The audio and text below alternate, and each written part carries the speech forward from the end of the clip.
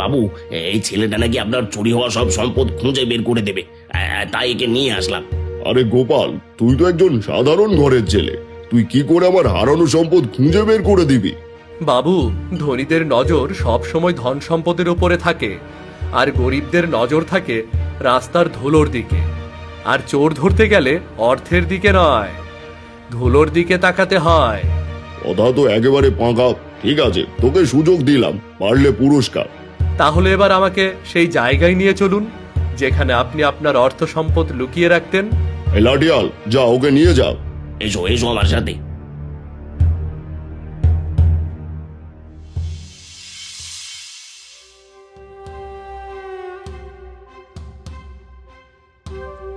এই যে দেখো, এখানেই বাবু তার অর্থ সম্পদ সব রেখেছিল।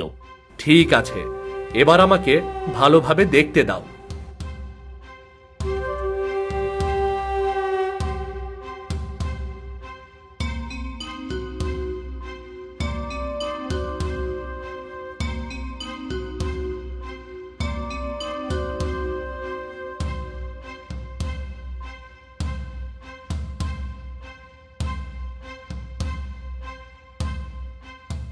এ কি? এটা তো দেখে মনে হচ্ছে কোনো কিছুর গুঁড়ো, আর এই গুঁড়ো ছাড়া চোর কোনো কিছুর চিহ্ন রেখে যায়নি।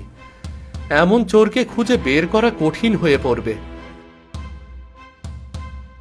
আচ্ছা, ওই দরজার ওপরে কি আছে? দরজার উপরে কিছুই নেই, শুধু বাগান।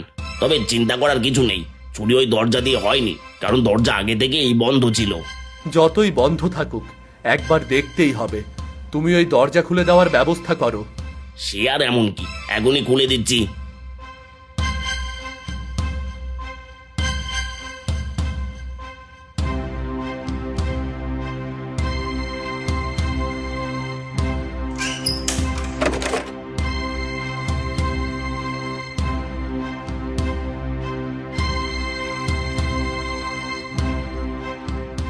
তার মানে চোর এখান দিয়েই রশি টেনে সব সম্পদ নিয়ে গেছে।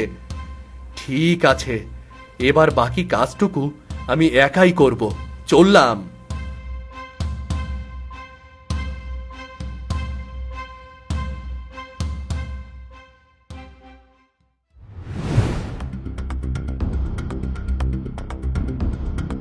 কি গো গোপাল, কোথাও যাবে নাকি?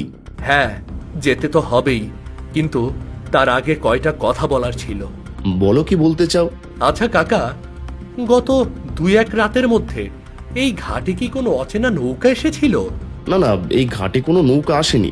তবে রাতের বেলা ওই সামনে নাকি একটা অচেনা নৌকা এসেছিল, আর অনেক ভারী ভারী জিনিস নৌকায় তুলছিল। সবাই জমিদারের লোক ভেবে কাছে যেতে সাহস পায়নি। বুঝতে পেরেছি। আচ্ছা কাকা, ওই জঙ্গলটিতে কি এখনো সেই সাধুরা থাকেন নাকি? হ্যাঁ, থাকে তো। এখনো নাকি অনেক গরিবেরা গিয়ে সেখান থেকে অনেক ধন সম্পদ লাভ করে নিয়ে আসে।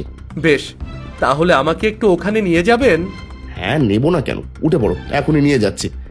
এবার যদি তোমার মনের আশা পূর্ণ হয়, তাহলে পরের বার আমিও যাব।